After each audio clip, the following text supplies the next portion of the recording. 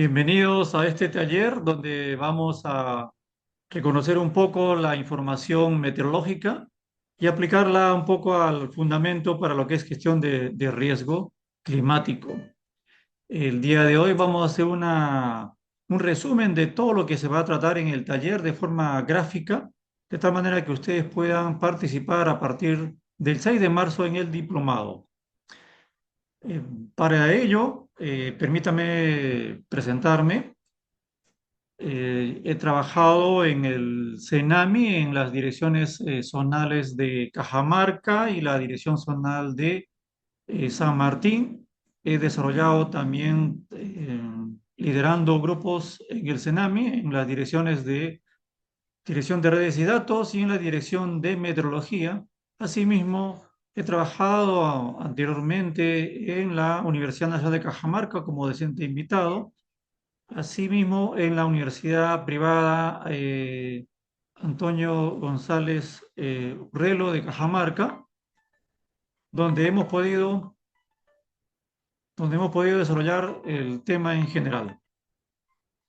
Vamos a desarrollar durante las próximas 2 horas una síntesis de lo que sería el diplomado en meteorología aplicada y el uso de información para la gestión de riesgo climático. Mi especialidad, soy ingeniero meteorólogo, le mencionaba, he trabajado ya más de 30 años, se está trabajando en el CENAMI más de 30 años, desarrollando diferentes actividades y el día de hoy vamos a presentar un poco las condiciones que se dan para que nosotros podamos utilizar diferentes tipos de información. Para ello debemos tener ya la idea general de lo que es la meteorología. La meteorología de por sí viene a interpretarse como el analizar los fenómenos que ocurren en la atmósfera. Viene del griego meteoron y logos de estudiar. Ello implica analizar todo lo que pasa en la atmósfera y, por cierto, también analizar y evaluar, medirlo y luego ver la posibilidad de que esto se vuelva a repetir o no y sacar una serie de estadísticas.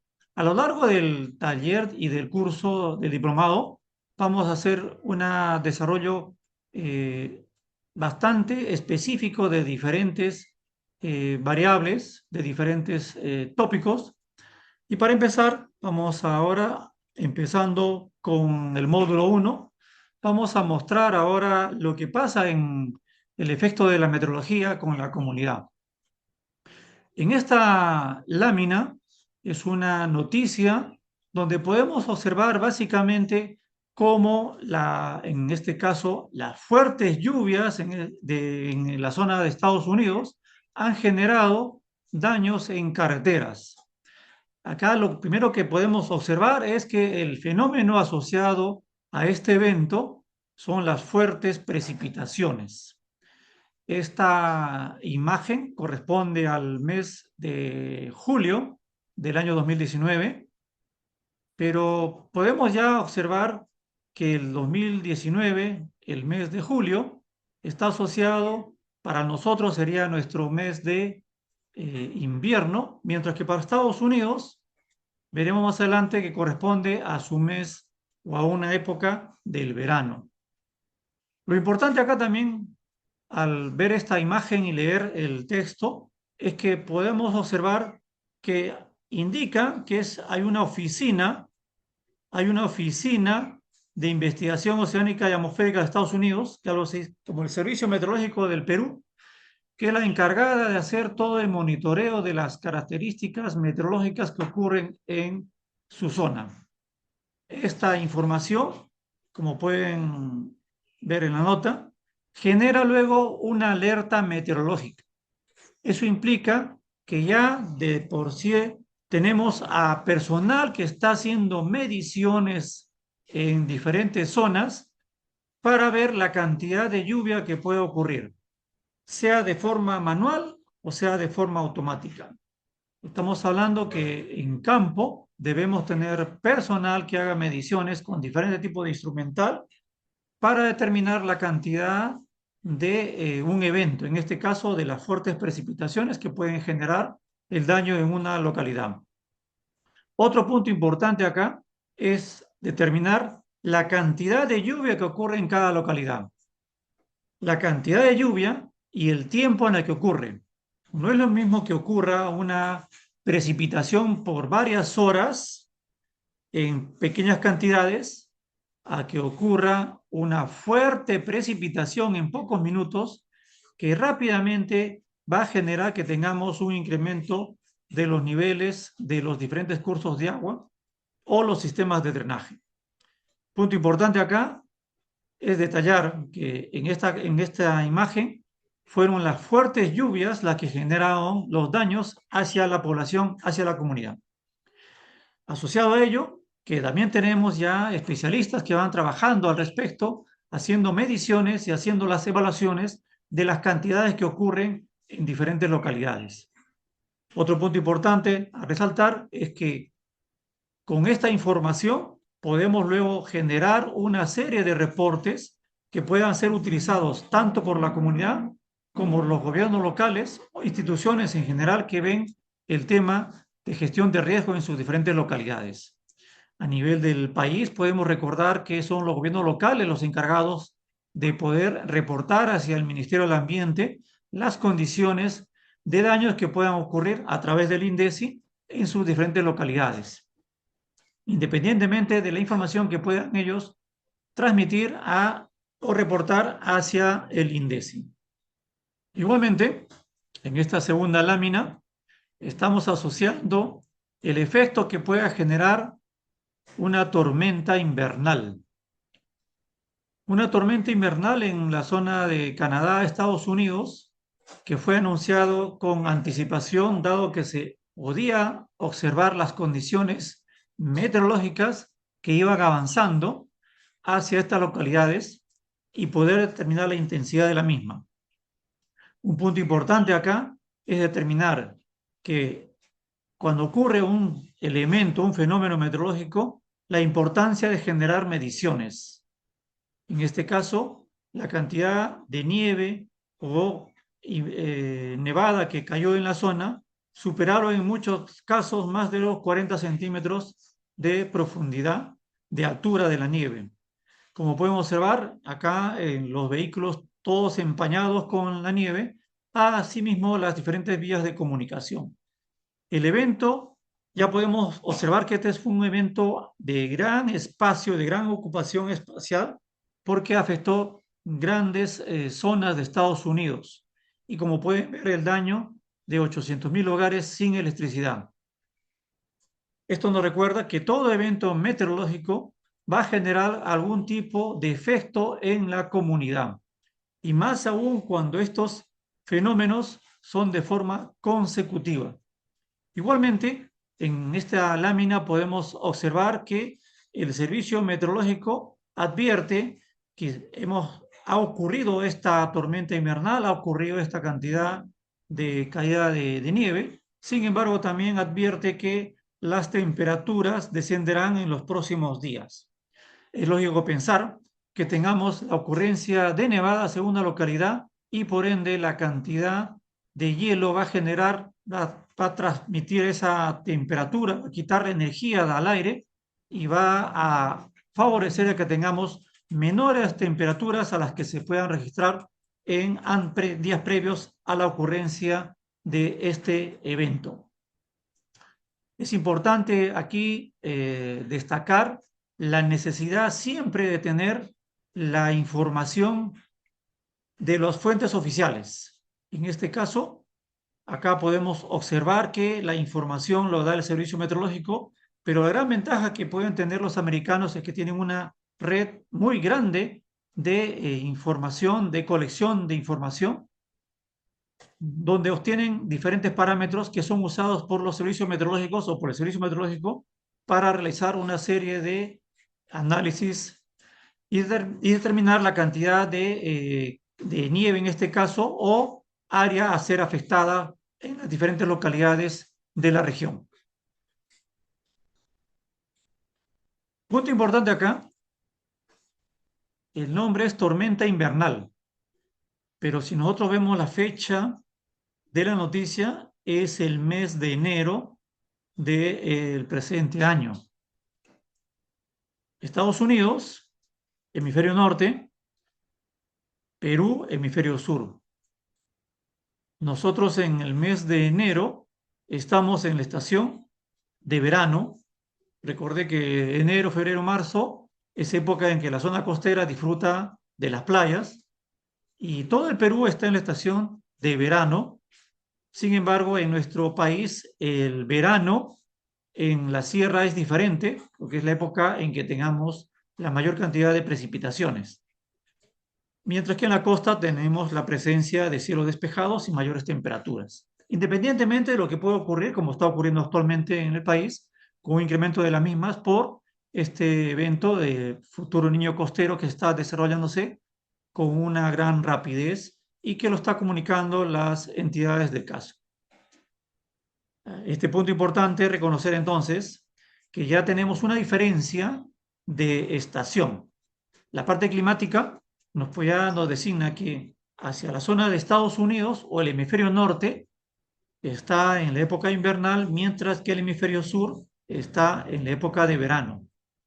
Tener en cuenta que en el verano de Sudamérica, las condiciones, en el caso del país, de Perú, son diferentes tanto en sierra, selva y la misma costa. Mucho se asocia a las condiciones de verano a cielos despejados y mucho sol. En nuestro país, el verano en la sierra indica más bien presencia o la mayor presencia de condiciones favorables para la precipitación. Igualmente en la zona de selva.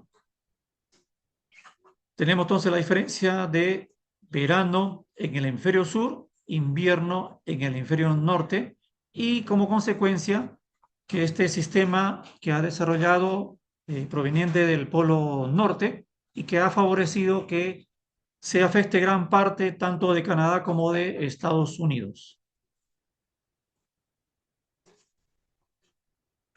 Un poco analizando la información de nuestro país, acá vemos una noticia de lo que ocurrió en la zona del altiplano.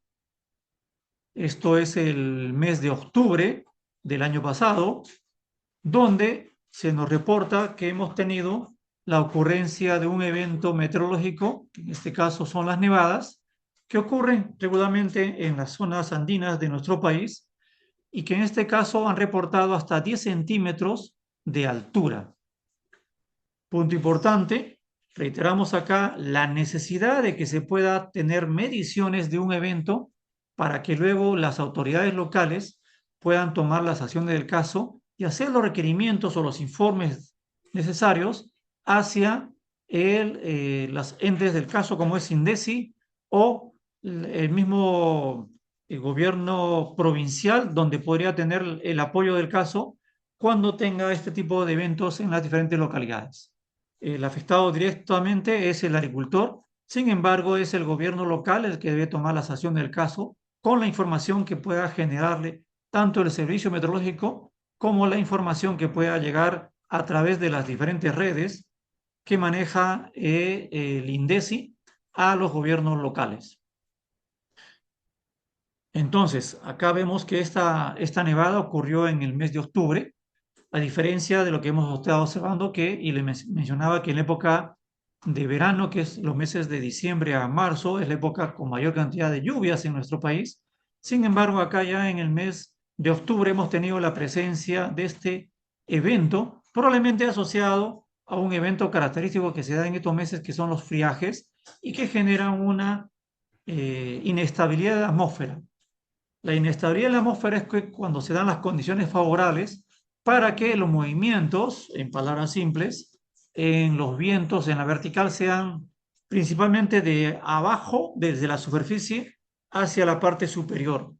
Esto va a permitir que los sistemas nubosos en general en la zona puedan desarrollarse verticalmente con gran profundidad y generar que el vapor de agua que está en la atmósfera y que se genera todo un proceso de condensación y engelamiento, congelación de la misma, pueda llegar hasta los niveles superiores más allá de los 30 kilómetros o de los 7.000 metros, donde puedan generarse estas condiciones favorables para que se genere la formación de hielo y que por la cantidad que ocurre, los choques entre sí, el peso del mismo pueda caer hasta la superficie y generar este efecto en una localidad, como sería la caída de nevadas.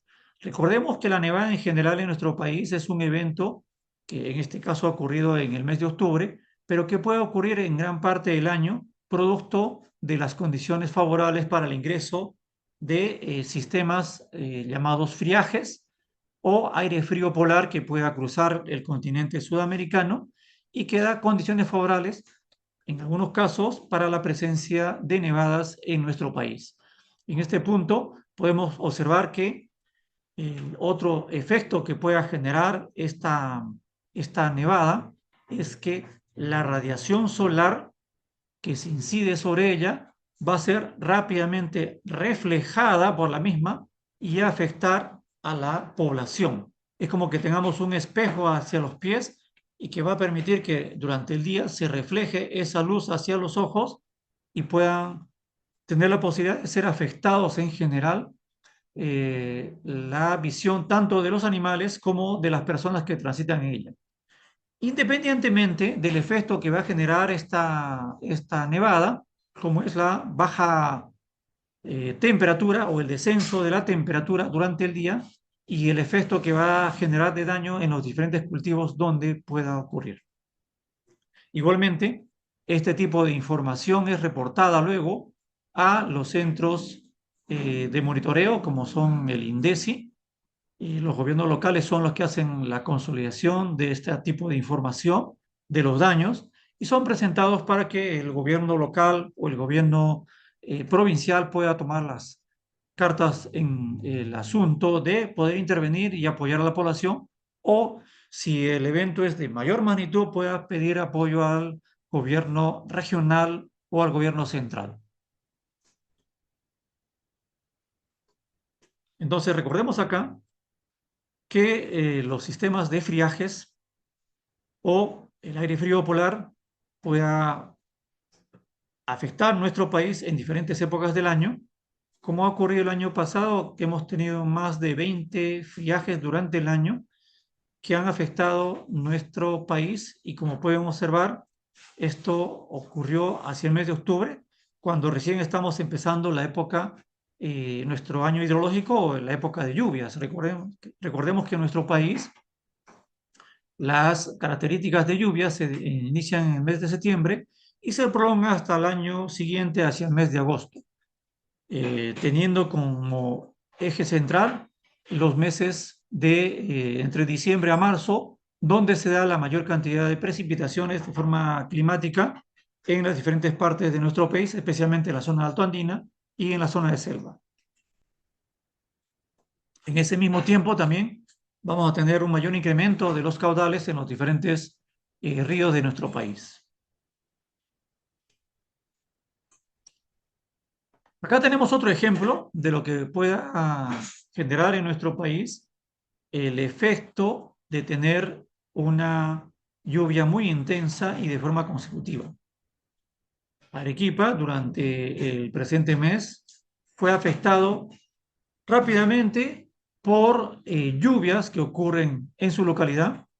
Si bien Arequipa tiene un promedio de precipitación bastante bajo en comparación con otras partes del país, durante el presente año se generaron las condiciones favorables para que las lluvias ocurriesen en las partes altas de los volcanes, tanto el Misti como el Chachane, y generara el crecimiento de los lajares que ocurren en la zona, que son las quebradas que están pegadas hacia los volcanes, y la misma precipitación generó que podamos tener un crecimiento rápido en las torrenteras de Arequipa.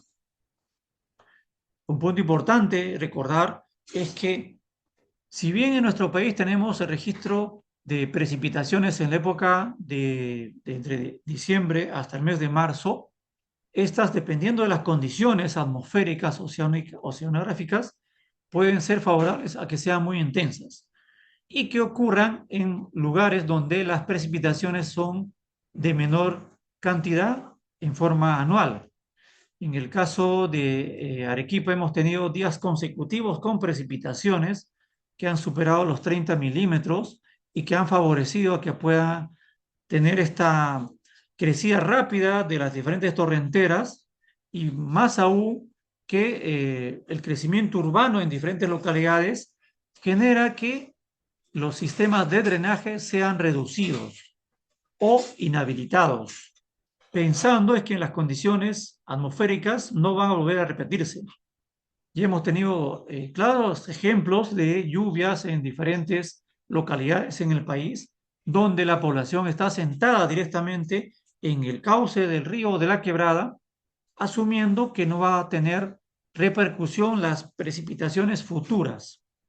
Sin embargo, por el cambio climático, sabemos que las condiciones atmosféricas en diferentes partes del país están cambiando significativamente.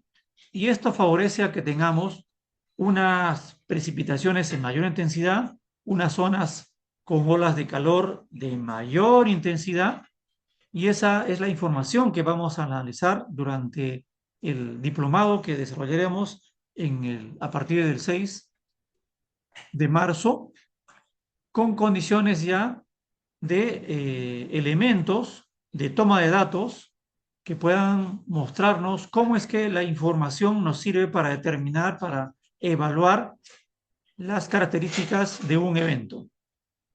Y más aún que actualmente los diferentes entes científicos como la Dirección de Geografía y Navegación, el mismo IMARPE, el Instituto Geofísico del Perú, el mismo CENAMI, generan información que está disponible y que muchas veces falta identificar y conocer y saber que está presente, que podemos utilizarla para los diferentes fines de toma de decisiones.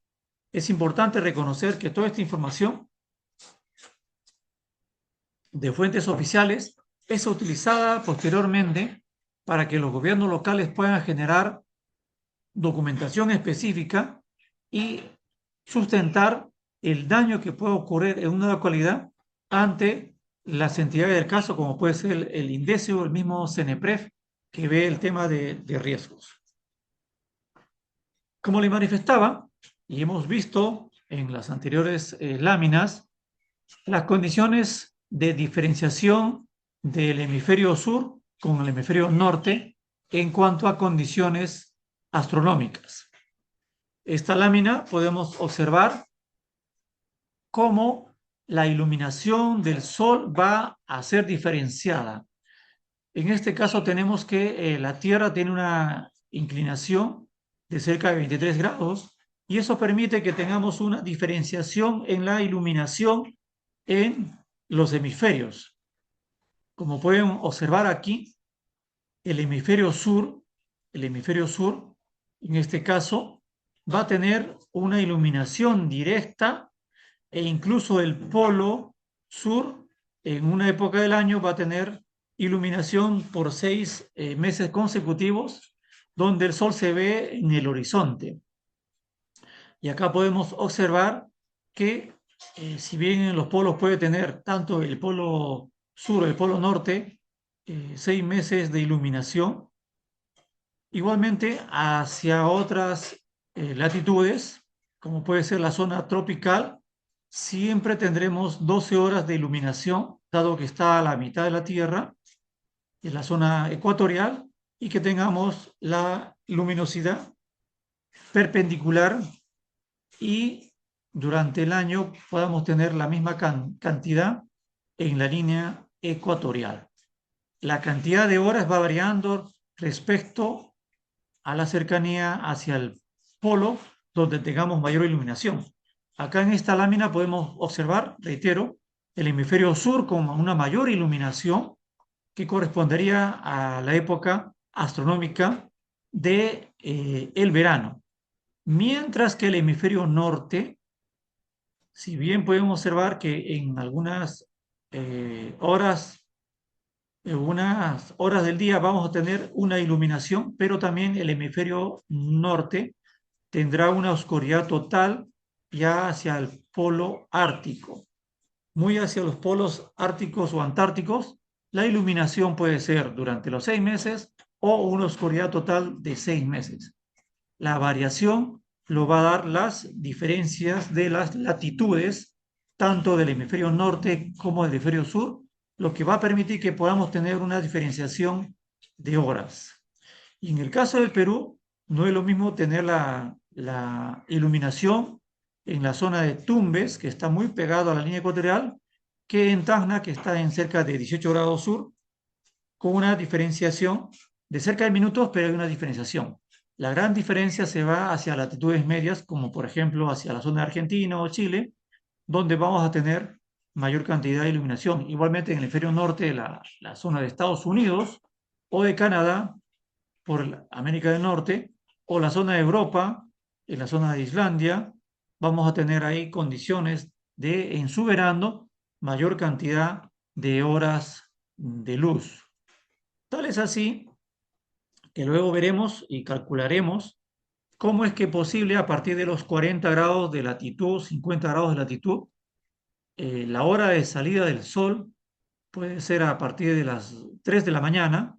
Igualmente, eh, desde ahí tenemos ya iluminación ocultándose, manteniéndose esta iluminación hasta cerca de las 9 de la noche. La gran diferencia que podamos tener se debe a que tenemos esa inclinación de la Tierra y que, por cierto, todo lo percibimos, esa inclinación, porque tenemos un sistema de rotación de la Tierra que nos da el día y la noche. Esa rotación que tiene la Tierra sobre su eje va a permitir que tengamos la diferencia entre el día y la noche, y sin embargo esa misma rotación, pero a lo largo de alrededor del Sol, que es el sistema de traslación, cuando se traslada la Tierra alrededor del Sol, ahí tendremos el cambio de iluminación hacia la Tierra, porque recuerden que la inclinación de la Tierra es la misma. Lo que va a cambiar es la posición de esa inclinación respecto al Sol, que va a permitir que podamos tener la diferencia entre lo que es estación de verano, invierno, sea hemisferio norte, hemisferio sur, o la estación de otoño y primavera, sea la estación del hemisferio norte o en el hemisferio sur. Y a modo de resumen, podemos observar acá que la duración de las estaciones astronómicas va a variar dependiendo del hemisferio. Y esto se debe básicamente a la inclinación que tiene la Tierra en su eje de cerca de 23 grados y que va a permitir que tengamos estas características. Como podemos observar en la parte inferior, ahí tenemos un aproximado, es un indicador del inicio de lo que serían las diferentes estaciones astronómicas. Como podemos observar acá, si nos ubicamos nosotros en el hemisferio sur, donde está el Perú, y tomamos como referencia actualmente la fecha de ahora, estamos en el mes de febrero, y hacemos un análisis. Acá nos señala que estamos en la estación de verano, porque el verano se inició aproximadamente entre el 21 y el 22 de diciembre y se prolonga hasta casi el inicio del otoño, y acá el otoño, como podemos observar, se inicia el 21 de marzo. Por ende, la estación de verano en el hemisferio sur, en este caso en el Perú, se iniciaría el 21 de diciembre o 22 de diciembre, dependiendo del año, y se prolongaría hasta el 21 o 20 de marzo del siguiente año. Eso implica que estamos actualmente en el mes de febrero, estamos en la estación de verano. Reiteramos, sin embargo, el verano tiene características diferentes en la zona costera, donde predominan los cielos con escasa nubosidad, cielos despejados, y que regularmente el poblador del Perú lo asocia a días de playa.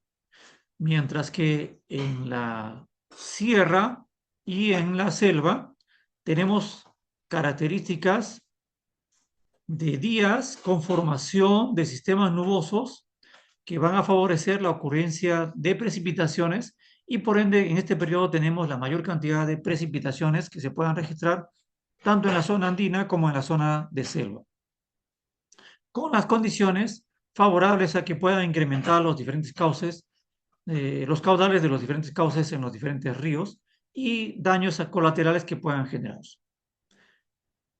De forma similar, podemos analizar si estamos en el hemisferio sur, ¿cómo será en el hemisferio norte? El hemisferio norte está en una estación astronómica contraria. Si actualmente estamos en la estación de verano, como Perú, el hemisferio norte está en la estación de invierno. Y como podemos observar aquí en la gráfica, el invierno para ellos inició el 21 de diciembre y se prolonga hasta el 21 de marzo, donde se da inicio a la primavera. Actualmente, cualquier localidad del hemisferio norte está en la estación invernal. Es por ello que las condiciones que tienen son de que sus sistemas de aire polar sean mucho más intensos y pueda estar afectando diferentes localidades del hemisferio norte. Tanto América del Norte como la zona de Europa están en estación de invierno. Y a medida que se acercan hacia la zona del Ártico, las características son igualmente, como le manifestaba, son de menor cantidad de iluminación. Actualmente, eh, por ejemplo, en latitudes del hemisferio norte que superan los 40 grados de latitud, probablemente para la época, luego haremos los cálculos, en su invierno, aquí la hora de salida del sol es a partir de las 9 de la mañana y rápidamente se está ocultando a cerca de las 4 o 5 de la tarde.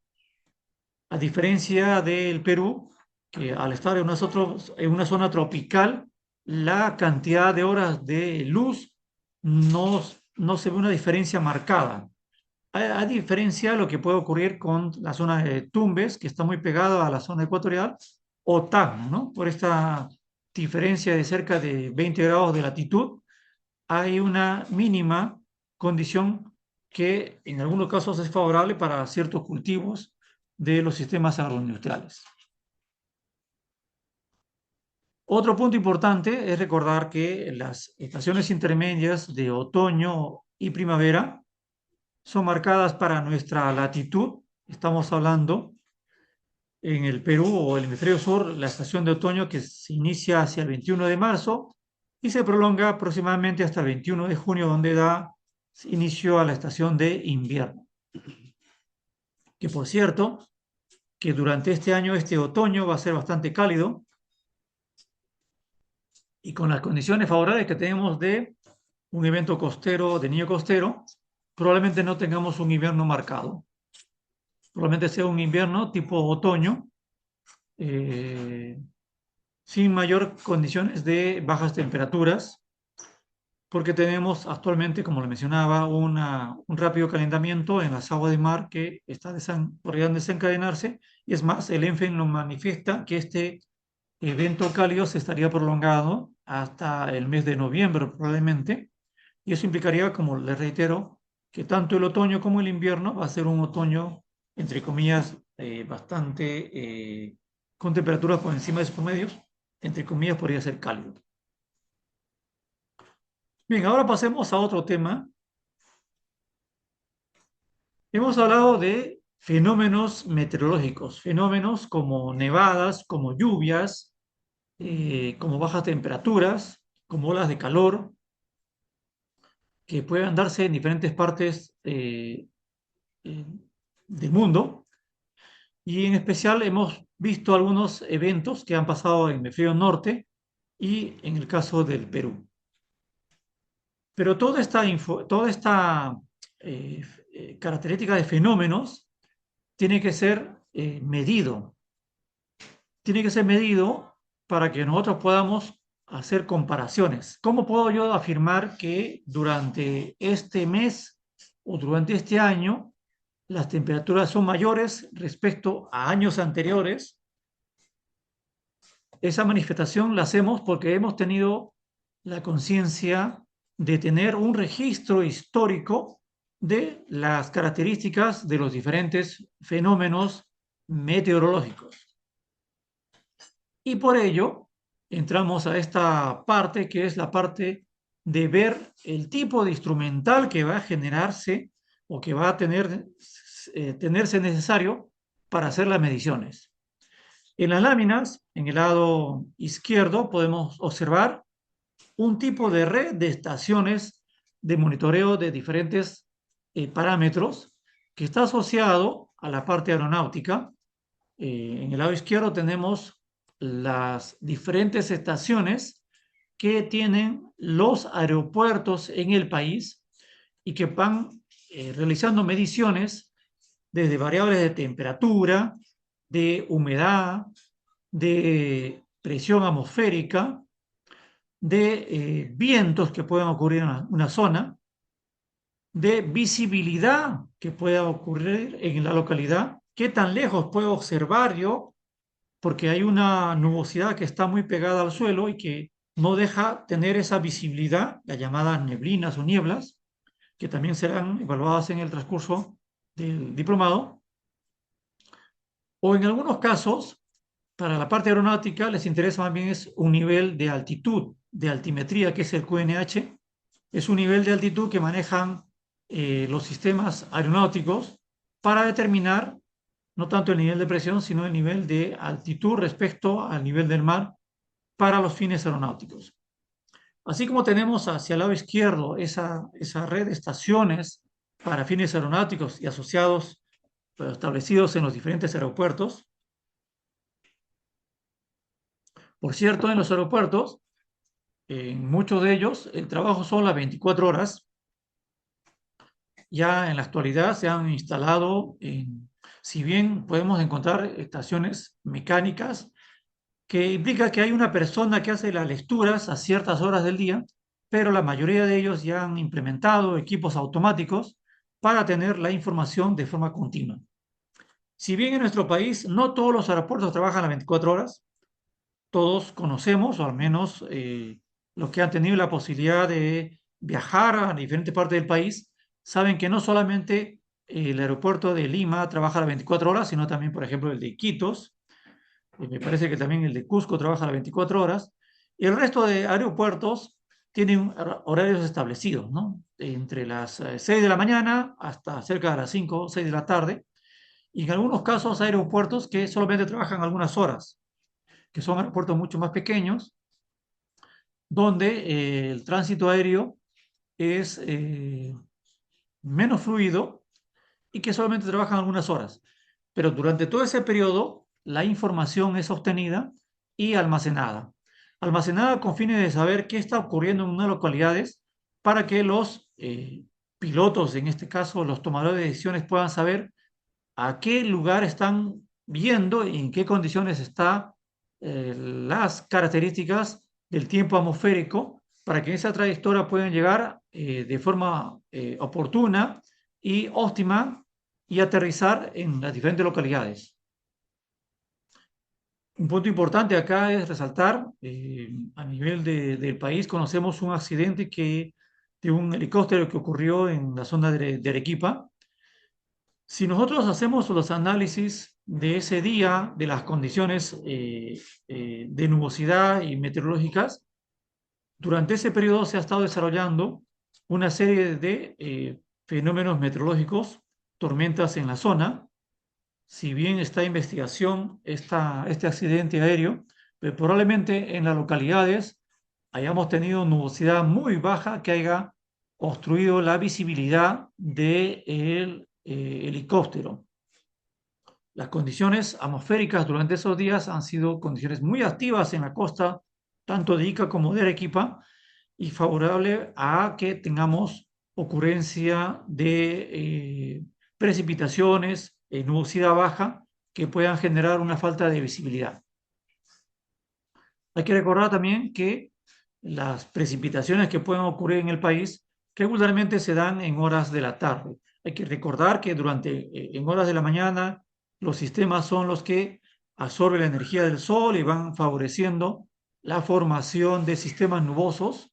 Ya veremos más adelante también en circulación atmosférica, cómo esos sistemas van favoreciéndose y van desarrollándose en base a las diferentes variables y como gatilladores, sobre todo la cantidad de vapor de agua que existe en la atmósfera. En la atmósfera podemos tener movimientos de abajo hacia arriba, como les decía, que son los que generan la formación de nubosidad, pero si no tenemos la cantidad necesaria de humedad en la atmósfera, la formación de estas van a ser de menor intensidad. Y a la derecha tenemos aquí una vasta red a nivel nacional que es operada por el Servicio Nacional de Meteorología y Hidrología del Perú.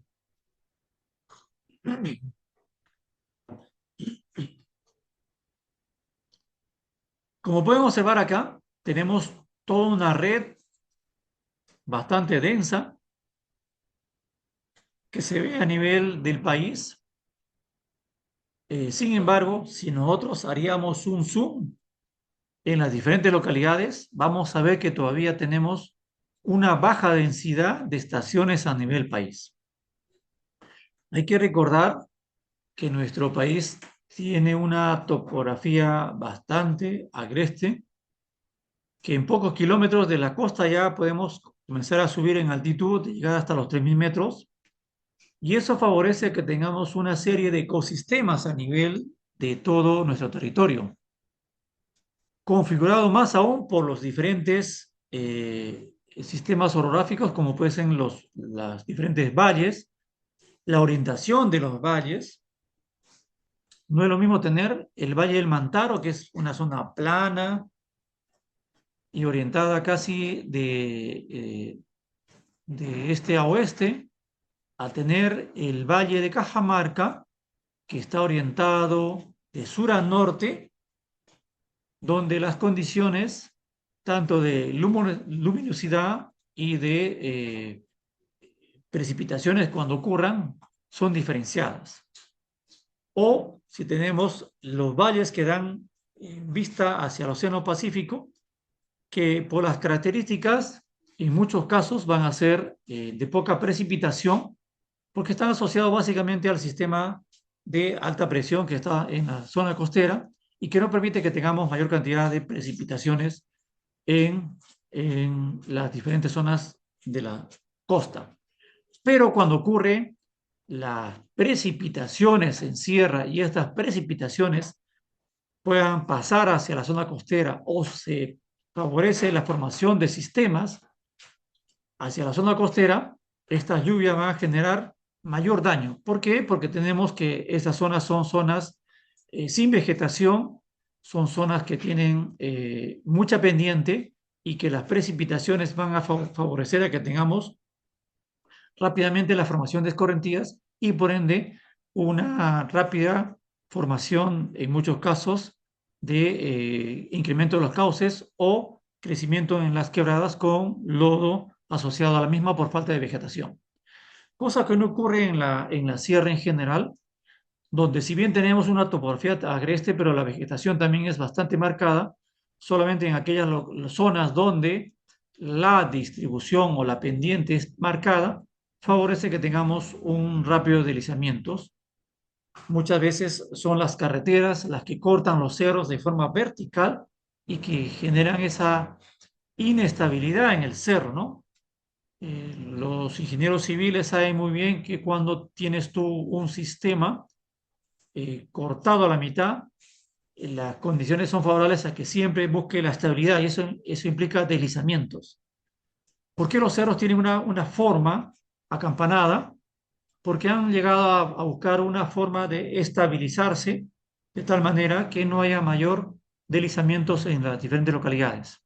En nuestras carreteras que cortan diferentes cerros, vamos a generar inestabilidad en la misma, porque el cerro, al estar cortado verticalmente, tiene la presión del peso del mismo a tender a buscar la estabilidad con deslizamientos hacia la zona de la carretera.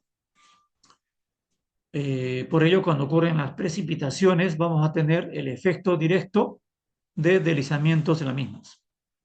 Le manifestaba que aquí tenemos una red a nivel nacional y esta red también se diferencia por estaciones de tipo convencional o mecánicas, donde hay personas que hacen las mediciones a horas establecidas por el organismo mundial meteorológico, que es la OMM, y que para los fines de observación, cuando ocurre una observación a través de un personal, está establecido a las horas internacionales como son las 00Z, las 06Z, las 12Z o UTC, tiempo universal coordinado. También veremos en el diplomado la diferencia de las horas locales y las horas UTC o tiempo universal coordinado. Las mediciones también se hacen a las 12 UTC, a las 18 UTC, a las 21 UTC y luego nuevamente a las 00 UTC. Ese tiempo universal que para nuestro país coincide con la hora de las 12 UTC o hora universal, corresponde a las 7 de la mañana.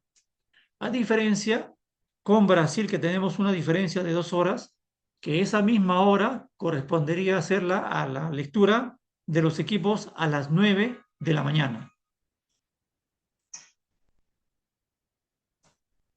Esa lectura se hace en Brasil a las 9 de la mañana porque tenemos esa diferencia de uso horario. En nuestro país, ese uso horario coincide con las 7 de la mañana, con la 1 de la tarde, con las 7 de la noche. Y si hablamos de horas intermedias, estamos hablando a las 10 de la mañana y a las 4 de la tarde. Mientras que en horas de la madrugada, en la noche, no hay personal que haga lecturas. Estamos hablando de las estaciones que opera el CENAMI, donde tenemos un horario establecido. A diferencia de las estaciones de los aeropuertos, donde sí hay personal que trabaja a las 24 horas y puede hacer esas lecturas. En forma paralela también podemos tener las estaciones automáticas, y la ventaja de las estaciones automáticas es que nos permite tener información hora a hora o las que uno programe. Veremos en el diplomado que nosotros podemos programar a la estación automática según nuestras necesidades. Depende de los fines, podemos programar estaciones que puedan tener incluso mediciones cada minuto. Pero también tener informaciones cada minuto, eso implica tener mucha información que analizar. El CENAMI de por sí ya ha establecido normas específicas que para las mediciones de diferentes parámetros se haga a nivel horario. Es por ello que las estaciones del CENAMI en general están programadas, las automáticas, para que puedan desarrollar mediciones a nivel de cada hora. Y eso va a permitir tener una secuencia continua de las características de los diferentes fenómenos. Hay que recordar que estas estaciones también nos hacen mediciones de diferentes variables. Y como ejemplo de ello, tenemos aquí un tipo de estación. Veremos que hay unos diferentes tipos de estaciones entre estaciones agrometeorológicas, estaciones climáticas, estaciones pluviométricas, estaciones de propósitos específicos, dependiendo para los fines. Si bien esta es una estación que la opera el Servicio Nacional de Meteorología y Hidrología del Perú, pero también podemos tener estaciones que lo operan las empresas mineras, las empresas agroindustriales, que tienen estaciones también para otros fines. En el caso del CENAMI, que es la imagen que vemos aquí, podemos observar que esta estación es una estación convencional, es una estación convencional porque va a necesitar que una persona haga las lecturas y tiene cierto ya equipamiento establecido y características que detallaremos que, por ejemplo, debe estar instalada en una zona que represente la localidad, que represente el área. Al respecto, también hay que ser conscientes de que nuestro país tiene una topografía bastante agreste, mucha pendiente, y por ende buscar zonas como la norma lo dice, zonas planas, es bastante difícil. Tenemos que adecuarnos a la realidad que ocurre en cada localidad. Si bien en esta zona tenemos una zona relativamente plana, tiene una ligera inclinación, pero también tenemos estaciones que están ubicadas en laderas, pero que representan las diferentes localidades. Es como que también para la zona urbana, las estaciones que se puedan instalar no tienen estas características de estar libre de obstáculos a la redonda, porque ya estamos en una zona urbana, pero tienen los fines de obtener información para lo que es una condición en una zona urbana.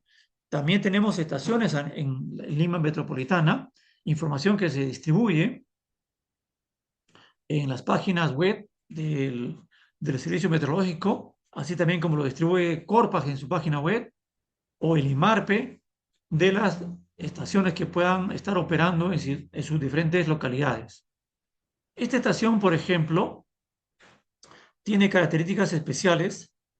Para empezar, tiene un cerco perimétrico que da con ciertas características. En este caso es una estación climática y por ende las dimensiones de la misma es de 10 metros de largo por 8 de ancho y el cerco perimétrico, si bien es un cerco que permite la seguridad, aquí está orientado de norte a sur o de sur a norte, como quieran verlo, pero independientemente del cerco perimétrico solamente cumple los fines de seguridad. Lo que debe estar orientado en una posición idónea es si la caseta meteorológica. La caseta meteorológica tiene que estar orientada en una posición de tal manera que los rayos solares de las mañanas o al atardecer o al mediodía no sean afectados cuando el operador abra la caseta. Esta orientación, eso quiere decir que esta caseta está orientada a las puertas hacia el sur. Eso implicaría que hacia este lado que es el sur y a la espalda de la puerta de la caseta sería el sector norte donde está el sol iluminando en su trayectoria que va desde el este hacia el oeste.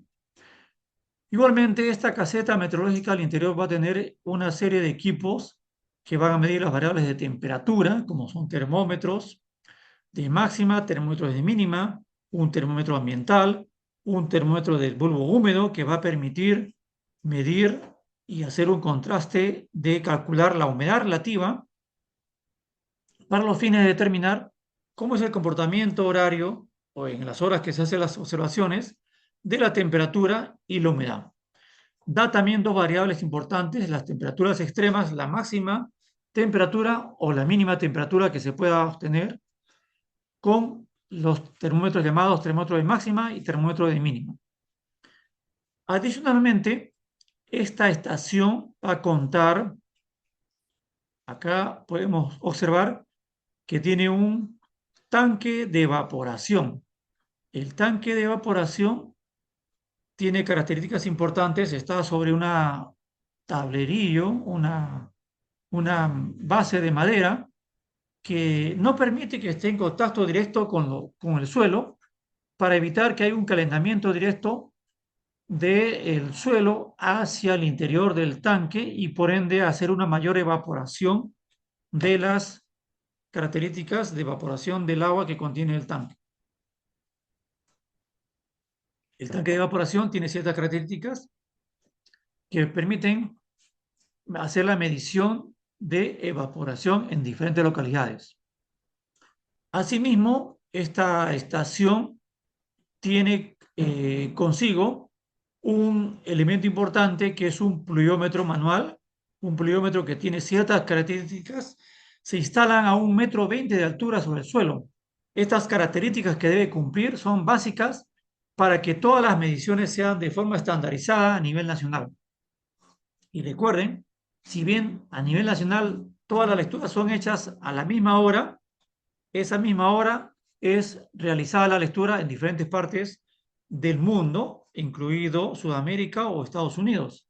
Y por eso le mencionaba el ejemplo que a esa misma hora que hacemos las lecturas en Brasil con 2 horas de diferencia, también está haciendo las lecturas del caso, para los fines de comparar lo que ocurre a nivel de Sudamérica. Otra variable importante que tiene esta estación es un heliógrafo, un equipo que sirve para medir las horas de luz. Nosotros con el valor de horas de luz que se pueda medir, más las variables de temperatura, más las variables de viento, luego podemos hacer cálculos de la evapotranspiración que pueda ocurrir en una localidad y esa información me puede servir para tomar decisiones referente a los diferentes cultivos que se instalan en la zona. Es importante reconocer que estas estaciones son las que tienen el mayor récord histórico en el país. Tenemos estaciones que ya van a cumplir los cerca de 100 años de registro y que es un elemento importante de tener este registro histórico porque nos va a permitir tener comparaciones de 30 años de información, que eso llamamos las normales climáticas. La OMM ha normado que cuando tengamos récord histórico de 30 años podemos hacer comparaciones con esa información y determinar la media climática. Y al comparar con esa media, saber cuánto las condiciones actuales, sea de temperatura, sea de precipitación, sea de viento, sea de humedad, están por encima del promedio o por debajo del promedio histórico. Por eso es que podemos hablar nosotros luego de anomalías, cuando tenemos un récord histórico bastante largo. Bueno, alguien preguntará, ¿y qué pasa si yo instalo recién una estación con fines de evaluar unas ciertas características? Bueno, lo que vas a tener al momento son las características que ocurren en tu localidad y probablemente en los próximos 5 años ya tengas un pequeño registro que te pueda servir de base. La idea, recordemos, es tener 30 años de información y para fines prácticos, probablemente para fines operativos de una empresa, teniendo 10 años de información, podría tener ya un registro para poder comparar. En esos 5 o 10 años de información, tú vas a poder tener la posibilidad de poder comparar tus datos con alguna estación cercana que esté manejando el servicio meteorológico y que puedas luego tener como referencia para que se pueda cruzar información, se pueda hacer un contraste de información y tener una información que te pueda servir de referencia para hacer los análisis de anomalías en tu respectiva localidad. Eso ocurre porque también a través del tiempo la tecnología ha ido mejorando y por ende tenemos equipos que hacen mediciones de forma continua. Y a eso estamos asociados a las llamadas estaciones meteorológicas automáticas. Como pueden ver en la lámina, esta estación está ubicada dentro del campus de una estación convencional. Eso con los fines de poder luego comparar cómo las condiciones de temperatura que se registra con un medio automático, podamos hacer ese contraste y hacer la continuidad de la información. Las estaciones convencionales en el tiempo, paulatinamente, van a ir cambiando a ser automáticas. Porque una estación automática tiene la ventaja que te hace una medición de forma continua las 24 horas del día.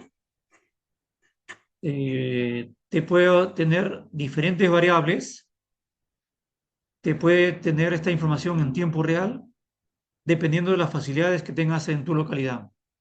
En este caso, si observamos esta imagen, esta estación automática, ya tiene también equipos que van a medir las temperaturas tanto a nivel horario como a nivel de extremos, que sería la máxima y la mínima, y que va a servir para saber cómo es el comportamiento de las mismas durante las 24 horas.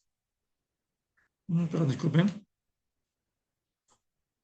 Asimismo, vamos a obtener aquí que esta misma estación va a tener una fuente de energía.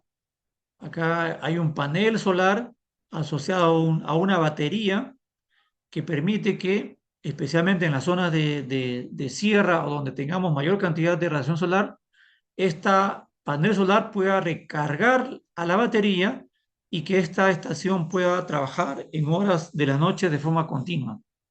Es cierto, cuando uno instala una estación en una localidad, tienes que hacer una verificación de cómo es el comportamiento de la nubosidad durante todo el año, porque puedes tener periodos, como ocurre en zonas de lomas, por ejemplo, que gran parte del año tienes cielos con escasa nubosidad, pero en la época invernal tienes una consistencia muy marcada de presencia de niebla o neblinas que no permiten en muchos casos que el sistema de panel solar pueda cargar totalmente la batería y por ende trabajar en horas nocturnas. Y más aún en la época del invierno de la zona costera donde hay una predominancia y sobre todo en años que son años niñas donde las condiciones del agua de mar son mucho más, temperaturas mucho más bajas de lo normal y eso implica mayor presencia de nubosidad baja estratiforme y en lomas mayor presencia de niebla o neblina que no va a permitir que tengamos la posibilidad de que este sistema de cargado de baterías a través de panel solar puedan funcionar.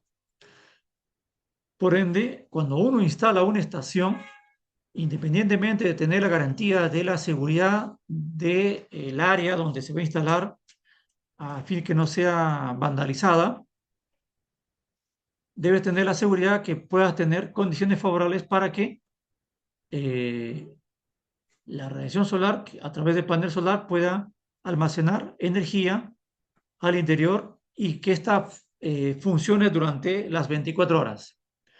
Punto importante acá es que también asociado a la cantidad de variables que uno pueda colocarle a la estación, es que tú tienes que dimensionar la cantidad de tu panel solar o de tu batería.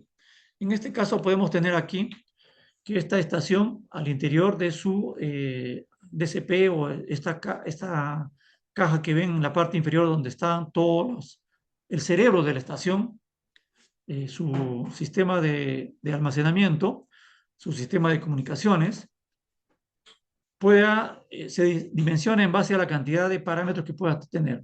Esta estación se observa fácilmente que tiene los sensores de temperatura humedad, tiene un sensor de precipitación muy cercano a ello, tiene también al interior de este ADCP, perdón, a través de su caja protectora, tiene un sensor de presión atmosférica, tiene también, podemos ver en la parte superior, tiene sensores de radiación solar y también debe tener, para hacer una estación automática, un sensor de GPS que favorece la automatización y la actualización de las horas de registro y la actualización de su reloj para que pueda tener el registro preciso de las diferentes variables. Adicionalmente, también tiene un sensor en la parte superior a 10 metros de altura, el sensor de viento que mide tanto la dirección como la velocidad. Independientemente, se puede programar para que pueda medir las llamadas ráfagas o las mayores cantidades de velocidad de viento que pueden ocurrir en unas localidades. Independientemente de ello, hay que recordar que tenemos que evaluar para qué fines estamos instalando una estación. ¿Son fines de monitoreo de algún parámetro especial? Es muy diferente instalar una estación en la zona de Ica, donde se registran los paracas con altas velocidades y presencia de material particulado como son las tormentas de arena, que puedan afectar en parte al funcionamiento de la misma, a instalar una estación en la zona de cordillera o en la zona de selva. En la zona de cordillera, donde las condiciones de humedad relativas son bastante bajas y favorecen que estas estaciones se mantengan muy bien, sin mayor mantenimiento, salvo el continuo para ver el tema de que el material particulado no pueda obstruir los sistemas de medición de precipitación. Sin embargo, el resto de variables se mantiene fácilmente porque tenemos en sierra condiciones que siempre hay algún tipo de precipitación que pueda limpiar los diferentes sensores y que la baja humedad relativa no permite que haya una favorecer que pueda haber óxidos en los diferentes elementos. A diferente que en selva, donde tenemos altas temperaturas, altas humedades, altas condiciones de ecosistemas vivos que pueden afectar rápidamente con presencia de insectos al interior de los sensores o obstruir los mismos. Y dependiendo de ello es que uno va a tener que hacer la programación de intervención en la misma para darle el mantenimiento del caso. Esta estación también tiene la ventaja de tener, no se ve aquí, pero tiene una antena que transmite la información hacia el satélite. Eso implica que una estación automática ya tiene una transmisión automática a través, sea del satélite, el Servicio Meteorológico del Perú es el que tiene la potestad de pedirle a su servicio de Estados Unidos, que es la NOAA, la posibilidad de acceder al sistema de comunicaciones. La NOAA le da un acceso y puede tener la transmisión libre sin costo alguno, pero en horas determinadas. No es que la información se obtiene a las 10 de la mañana y a las 10 de la mañana está reportándose. Hay que recordar que esa transmisión es un horario. La NOAA te da en un horario específico que puede ser a los 10 minutos después de hacer la lectura o a los 50 minutos después de hacer la lectura. Pero tenemos ya una disponibilidad de información mucho más rápida a tener la información o a no tener la información de forma continua. Un punto importante, dependiendo de las localidades, uno le puede asociar también un sistema de Internet, de tal manera que pueda tener un sistema de redundancia y que ahí sí podemos programar, teniendo un sistema de Internet, la información que salga, a bien se tome la lectura, pueda ser transmitida vía Internet. Hay localidades donde fácilmente podemos tener servicios de Internet y que nos pueda transmitir la información a la base de datos que pueda tener el servicio meteorológico o, si es una entidad, una empresa, a su base de datos para tomar la información, almacenarla y hacer un análisis de la misma.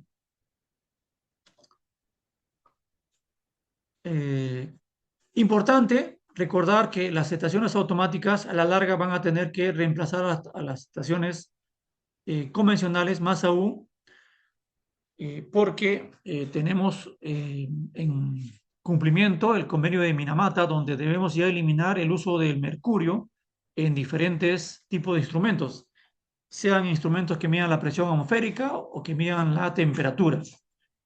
Y por ende se va a tener que cambiar a otros tipos de termómetros que puedan medir, puede ser con sensores de etileno o alcohol, y que también puedan tener la función de medir la temperatura.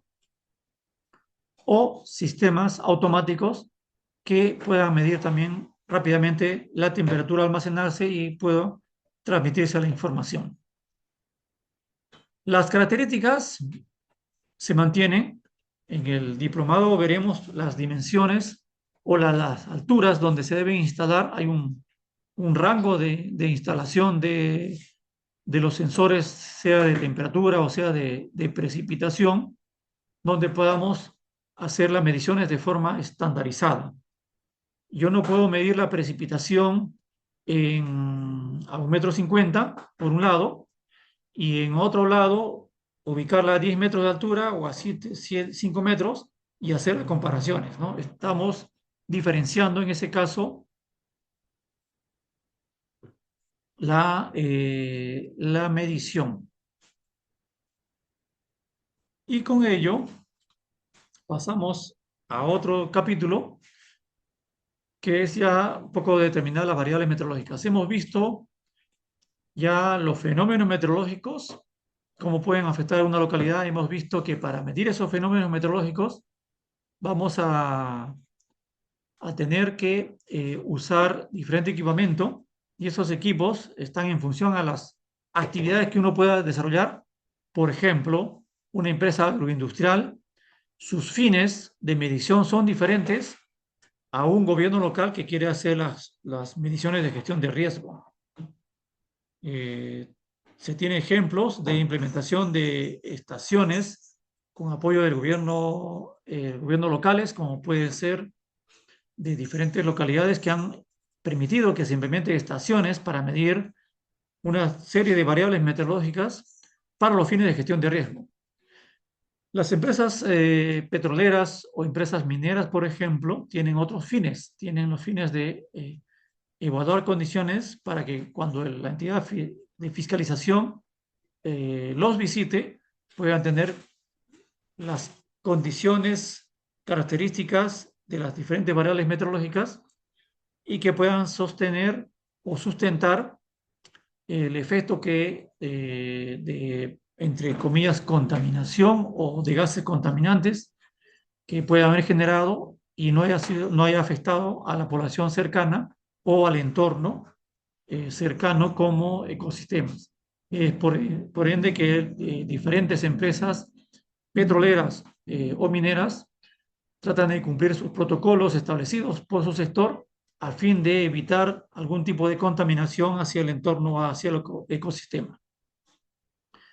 En cambio, una empresa agroindustrial, sus fines son medir las características de las variables según los cultivos.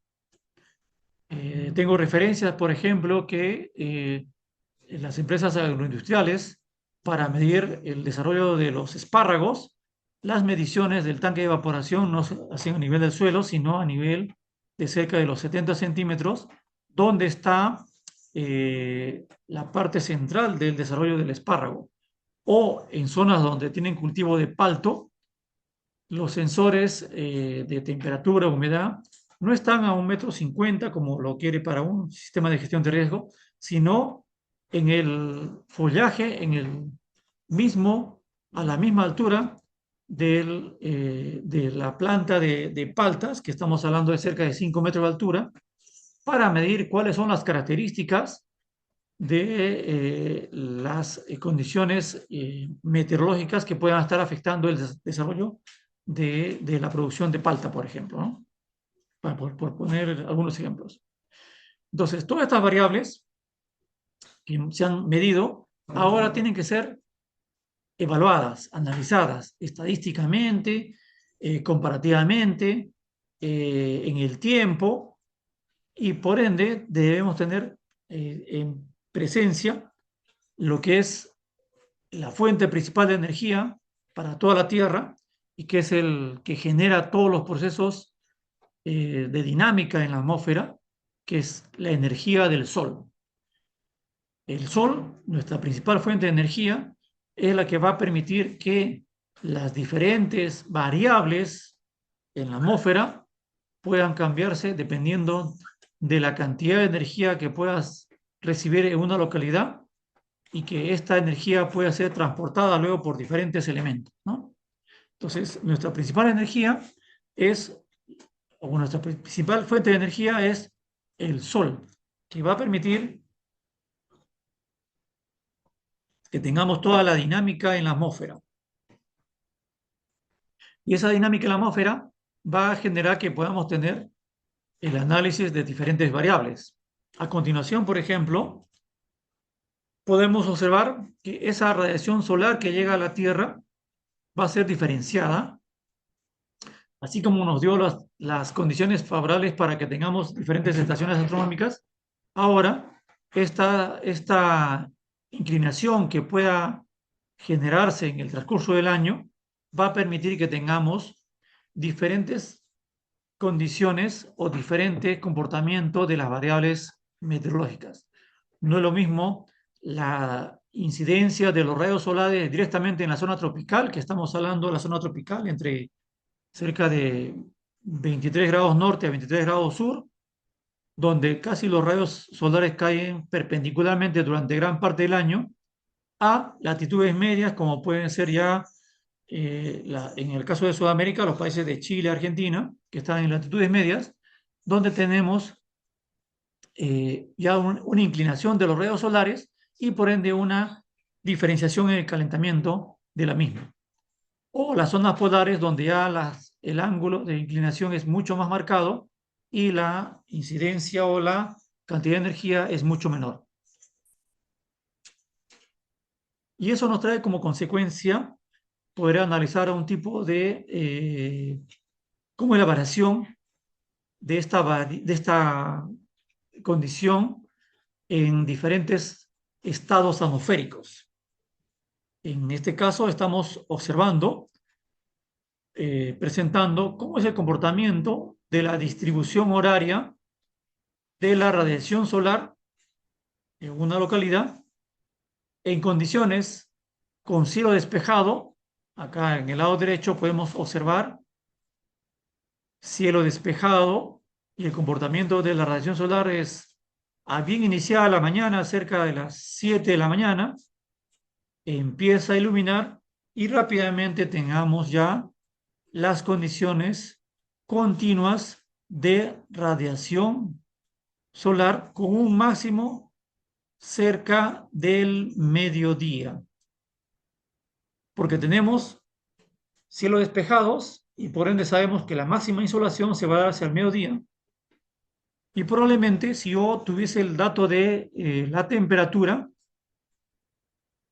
va a haber un desfase entre la máxima insolación, que es al mediodía, y probablemente acá las temperaturas máximas se estaría dando una hora después, cerca de la 1 o 2 de la tarde, con valores máximos de la temperatura, asociado al comportamiento de la radiación solar. En cambio, en el lado izquierdo, yo tengo, miren que es el mes de junio, pero en este caso tengo un día con condiciones favorables de mucha nubosidad. Y eso ha permitido que podamos tener, que si bien empezó la radiación solar a cerca de las 7 de la mañana empezar a marcarse, podemos ver que la cantidad de la incidencia ha sido mucho menor comparado con lo que ocurrió en un día despejado. Y aquí podemos observar que la máxima insolación se dio cerca de las 2 de la tarde. Probablemente a esa hora hubo un escampe, un escampe ahí de una disipación de los rayos solares y permitieron que haya una mayor insolación o una mayor cantidad de radiación solar en esa hora del día. Si yo analizara también mi comportamiento de la temperatura, probablemente en ese momento se registraría la máxima temperatura, cerca de la 1 o 2 de la tarde, pero en menor intensidad a un día con cielo despejado. Igualmente podemos analizar diferentes variables. En el diplomado se van a hacer un análisis de las diferentes variables, sea temperatura, presión, humedad, precipitaciones. Y por ende, esas variables, acá doy un ejemplo, cómo varían respecto a la latitud. Acá tenemos un comportamiento de las temperaturas máxima y mínima desde la zona tropical hasta la zona polar. Hemos hecho un corte entre la zona tropical hacia la zona polar y como pueden ver en la zona tropical durante todo el año casi la cantidad de radiación es casi similar, por eso la temperatura casi es homogénea. Mientras que a medida que vayamos ya cambiando de latitud, 15 grados sur, ya tenemos ya un comportamiento de un verano con mayor temperatura o mayor insolación y un periodo de invierno, los meses de julio y agosto, donde se va marcando ya una menor temperatura. Y esa oscilación se ve mucho más marcada a medida que seguimos avanzando en latitud. Ya en Córdoba, 30 grados de latitud, se ve marcadamente la época de verano, máximas temperaturas, y la época de invierno, cómo va disminuyendo el valor de las mismas. Y más allá de los 50 grados de latitud, Ushuaia, por ejemplo, se ve muy marcado, incluso los valores son mucho menores. Acá ya las temperaturas máximas son de 15 grados a diferencia que en la zona tropical era de 25 o 30 grados, y su época invernal, las máximas temperaturas ya son de 5 grados y las mínimas son ya en valores negativos. Yendo hacia el polo, ya las condiciones son, perdón, ya son mucho más cambiantes, ya gran parte de la época son muy bajas temperaturas. Entonces, estas variables, estas condiciones, esa modificación la podemos observar tanto a nivel latitudinal como a nivel temporal en una localidad. Pasando ahora luego a lo que es la meteorología aplicada y lo que es el monitoreo de calidad de aire, acá está asociado ya a los grandes sistemas que puedan ocurrir en una localidad. Hay que recordar que a nivel mundial tenemos grandes sistemas que son los que nos dan de por sí las características de ciertas localidades. Por ejemplo, acá las H significa sistemas de alta presión, las L sistemas de baja presión. Y como podemos ver acá, el hemisferio sur tiene grandes sistemas de alta presión, que sería el anticiclón del Pacífico Sur, un sistema de alta presión, que es un sistema estacionario o cuasi estacionario, porque gran parte del año permanece frente a las costas de Perú y Chile. Es más, ya veremos que un sistema de alta presión tiene dos características importantes. En el hemisferio sur, las características o la zona que va hacia el lado este, hacia el lado este o hacia el lado derecho, son zonas que promueven la aridez de una localidad, mientras que el lado opuesto de este sistema de alta presión promueve zonas de alta lluvia o condiciones favorables para alta lluvia.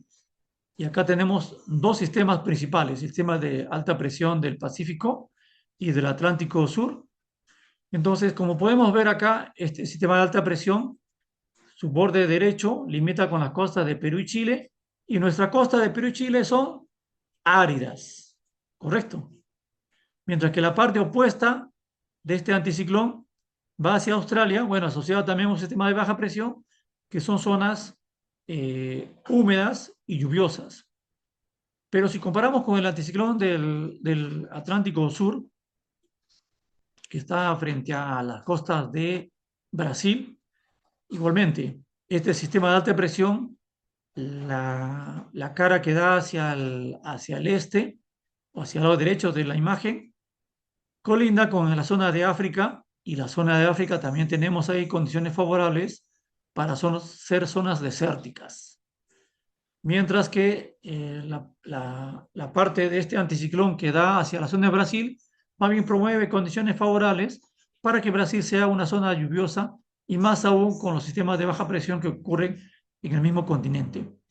Entonces, estas condiciones va a favorecer que tengamos, por ejemplo, una zona muy lluviosa en la zona ecuatorial y en la zona de continente, y en la zona costera un sistema de alta presión que, por cierto, va a favorecer también por las características a que tengamos un sistema de alta contaminación, porque los sistemas veremos en el diplomado el detalle de cómo es el comportamiento vertical de un sistema de alta presión.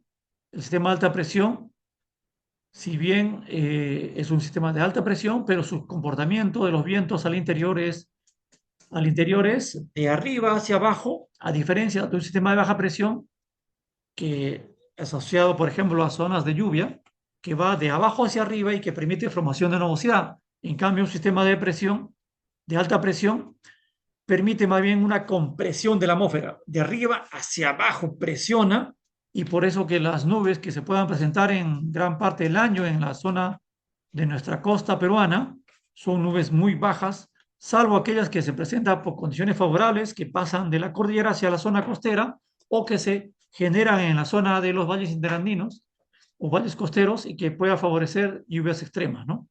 Entonces, estos sistemas también van a favorecer donde tengamos sistemas de alta presión, sobre todo hacia el lado derecho del sistema de alta presión en el hemisferio sur. Igualmente el hemisferio norte va a generar zonas de contaminación, de alta contaminación. Y acá un ejemplo de un sistema muy local, que es el sistema tierra-mar o mar-tierra, una interacción entre lo que pasa entre las zonas costeras y el océano cercano, sobre todo en horas de la mañana, muy temprano, cuando predomina el viento local. Porque recordemos, de la anterior lámina,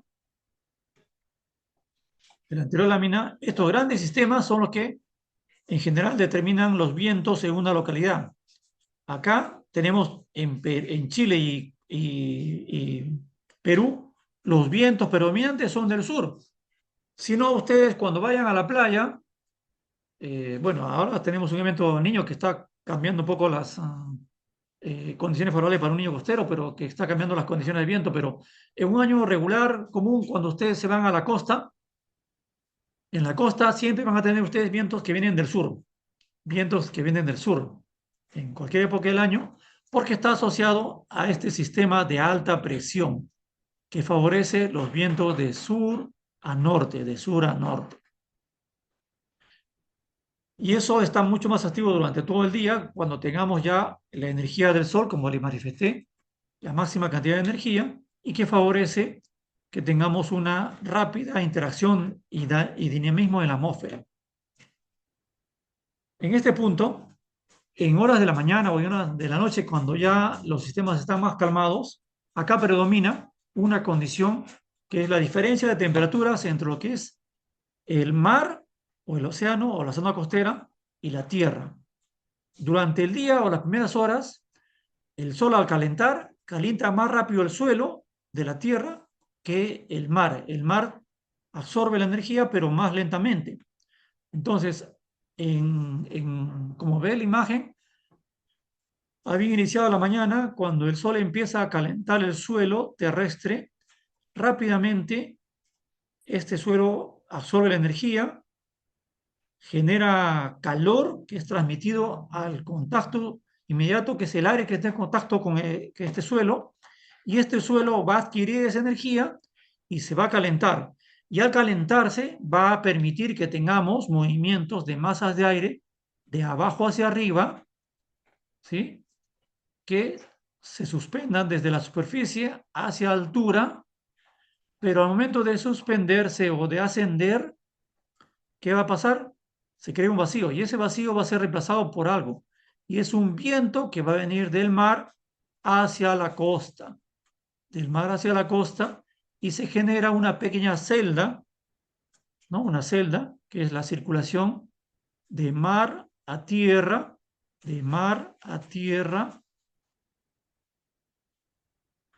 donde por altura el aire va de tierra hacia el mar, desciende en el mar o la zona costera, y del mar parte de ese aire o esa masa de aire viene hacia la zona costera.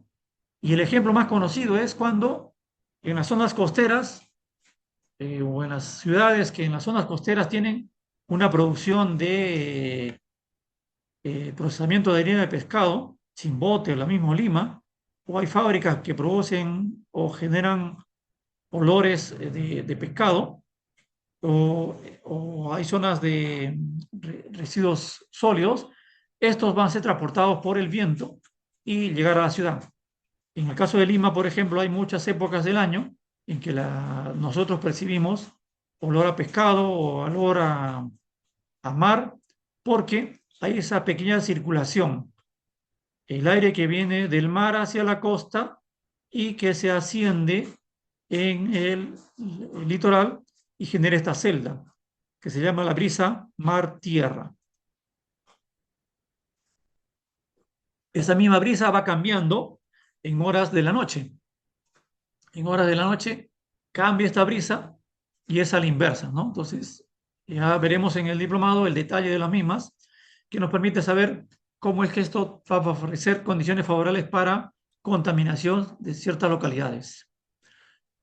Ahora pasemos a un tema bastante dinámico que son las imágenes de satélites meteorológicos. Hemos visto a lo largo de este pequeño taller las características de los fenómenos que se registran en superficie cómo lo vamos midiendo. Hemos visto también cómo es que la circulación, producto que se da de los grandes sistemas atmosféricos, va a generarse a nivel de ciertas zonas, pero también ya tenemos ahora tecnología, que son los satélites, y que nos permite observar desde la distancia de la atmósfera, muy arriba, de unos 35.000 kilómetros. Bueno, el satélite geoestacionario nos permite ver la atmósfera y lo que pasa en la misma. Y dado que tenemos que el espectro de radiación del Sol son una espectro diferenciado, eso va a permitir que podamos tener bandas en las cuales podamos asociar a ciertos comportamientos o a ciertas bandas, a ciertas características, y esas son las que nos da el satélite. En esta imagen podemos observar, por ejemplo, el lado izquierdo es una banda que la llamamos la banda de vapor de agua, y en esa banda los colores blanco significa el mayor contenido de humedad y los colores entre resaltados acá de gris a colores anaranjados significa zonas donde hay menos cantidad de humedad. Y como pueden ver acá en esta lámina, las zonas de mucha humedad asociadas a la zona tropical, la zona del continente, y las zonas de poca humedad asociados en este caso, probablemente en este sector está en ese día, el 14 de febrero del 2019, el sistema de alta presión, ¿no? Era época de verano, está debilitado, y tenemos acá el sistema de alta presión, su centro, donde tenemos la menor cantidad de humedad. A la derecha, ahora tenemos otro rango del espectro electromagnético, que es el canal visible. El canal visible es el canal del espectro en el cual nosotros podemos ver. Nuestros sensores, que son los ojos, pueden ver a través de este espectro electromagnético que va de entre cerca de los 400 micrómetros a cerca de 700 micrómetros, y que es como que nosotros estuviéramos en el satélite, estaríamos viendo estas características. Bueno, a diferencia que vemos a colores, ¿no? Pero el satélite lo ven grises, veríamos las nubes blancas, ¿no? Y los colores oscuros o grises, cielos sin nubes o cielos despejados o con escasa nubosidad. Si comparamos ambas imágenes, es el mismo día, la misma hora, la misma localidad, podemos ver que, por ejemplo, lo que aquí se ve, este vapor de agua que afecta el continente y parte del océano Pacífico, también se puede observar que son nubes que están en continente, pero acá hay unas nubes que están sobre el océano, ya veremos ese tipo de nubes, son nubes bajas, que no son las que están acá. Este es vapor de agua. Un vapor de agua es condiciones de vapor que está cerca de los 500, de los 5.000 metros de altura, 500 milibares aproximadamente, donde sí podemos observar este contenido de humedad, pero que no se ve acá. Acá vemos nubes bajas que no se ven acá. Y en la parte inferior es el canal infrarrojo, el canal que nos permite ver y tipificar en los topes de nubes, aquellas que tienen mayor desarrollo vertical, las que están acá en color rojo, verde, son las que tienen mayor desarrollo vertical y que pueden estar generando lluvias. Y acá sí podemos ver una diferencia. Vemos acá una banda de nubes blancas, a diferencia que en el fondo se ve un campo de nubes, un color opaco grisáceo, que si lo asociamos con la imagen superior, coincide con las nubes bajas que vemos acá invisible. Y en cambio acá, esta banda de nubes que cruza, no la observamos acá. Yo entendería que estas nubes son nubes tipo cirro que son transparentes y dejan pasar la luz del sol rápidamente. Acá no se ve, pero sí se ve en el vapor de agua, ¿no? Yo le decía que a 500 milibares hacia arriba es el vapor de agua y acá está el contenido de vapor de agua. Quiere decir que este vapor de agua está asociado a la presencia de esta nube que está sobre, más allá de los 5.000 metros. Y de forma similar podemos observar algo en nuestro país. El Servicio Meteorológico tiene asignado la recepción del GOES 19 y nos muestra a través de su página web una serie de imágenes que podemos observar acá. He hecho una compilación para esta es la imagen del GOES 19 y este canal es el canal infrarrojo, ¿ya? Y el infrarrojo, recordemos que nos da los topes de nubes más altas o los topes de nubes que van a generar precipitaciones. Y acá luego veremos más adelante en el detalle que las nubes que son redondeadas son las nubes que tienen mayor posibilidad de crecer verticalmente y que puedan generar lluvia,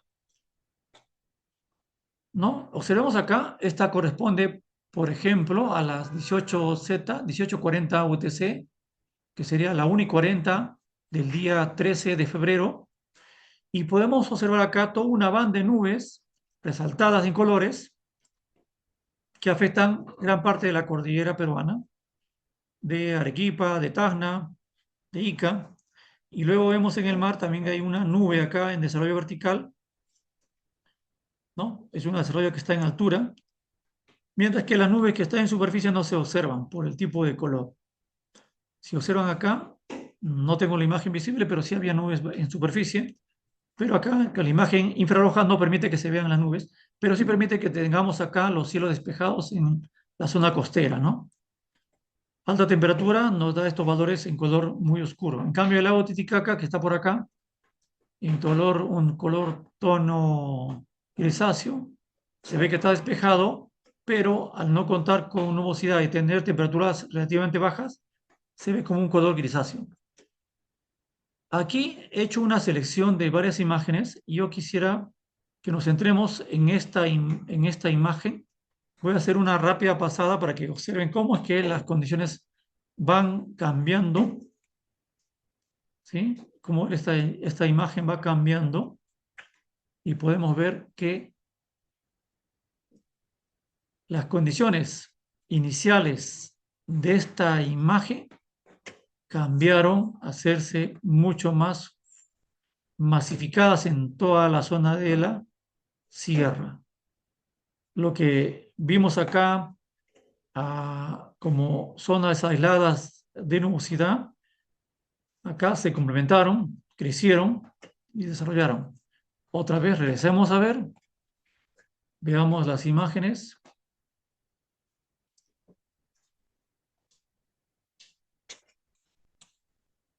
Si nosotros podemos observar, veamos, pueden ver este grupito de imágenes acá, esta nube que está en pleno desarrollo. En la siguiente imagen veo que parece que se va a desarrollar, se está desapareciendo y se está inhibiendo y va desapareciendo, pero atrás la imagen de la nube va creciendo y desarrollando rápidamente. Y como pueden ver, esta nube va creciendo, se desarrolla rápidamente y esta, al verla así, fácilmente podemos ya definir que ha habido lluvias en las localidades. Y ese valor nos lo va a dar el equipo, la estación que podamos tener en las zonas cercanas y que nos va a permitir tener esta condición de conocer cómo es el análisis de las imágenes de satélite. Ya para culminar ya el taller, la parte final, veamos cómo ese análisis de imágenes de satélite, información en superficie, ahora ya se está automatizando ya con el uso de modelos numéricos que también están disponibles y que nos sirven para determinar algunas características de condiciones en ciertas localidades para fines de gestión de riesgo. Aquí, por ejemplo, vemos una imagen donde estamos mostrando la ubicación tanto del volcán Sabancaya como del volcán Ubinas y a la vez también podemos observar que a través de modelos numéricos se han generado las líneas de corriente, que son los flujos de viento a una altura. Acá estamos hablando de cerca de 500 milibares o cerca de 6 kilómetros sobre el suelo. Y si hacemos un análisis rápidamente, acá fácilmente podemos ver que los vientos vienen de la parte norte de la sierra, cruzan parte de Arequipa, cruzan parte también de Moquegua y van hacia la zona costera. Entonces tenemos vientos que vienen de la zona de la Amazonía, del este hacia el oeste. Tenemos ahora otro caso acá. Esta imagen corresponde igualmente un modelado numérico, pero ya no a 500 milibares o a 6 kilómetros sobre el suelo, sino a 200 milibares, cerca de 12 kilómetros sobre el suelo. Y acá observamos que los vientos son lo contrario. Recordemos, en esta imagen, que corresponde a los 500 milibares, o cerca de 6 kilómetros, los vientos, pueden observar acá las flechas, vienen de la zona de la cordillera o de la selva y van del este hacia el oeste, para esa Sabancaya, o del este hacia el sur, oeste, hacia Lubinas. Estamos hablando a 500 milibares, mientras que en el océano podemos ver que van casi de sur a norte, casi de sur a norte. En la siguiente imagen, en cambio, ya la misma zona, pero analizando los vientos a 200 milibares, acá podemos observar que los vientos son contrarios. Más bien vienen desde el océano hacia el interior del continente. Vienen del oeste hacia el este, atravesando la cordillera y por ende nos permitiría saber si es que hubiese una erupción en la zona, hacia qué zonas estaría afectando. Pero como hemos visto que tienen dos niveles, por eso es que ahora los modelos ya nos sacan estimados de cuáles serían las trayectorias si es que uno de los volcanes sufriera algún tipo de erupción. Y acá en este modelo podemos observar que nos están indicando las trayectorias en diferentes colores. En color celeste a una altura de 5.800 metros sobre el nivel del mar, un celeste más oscuro igualmente a los 7.500, un grisáceo a cerca de los 9.600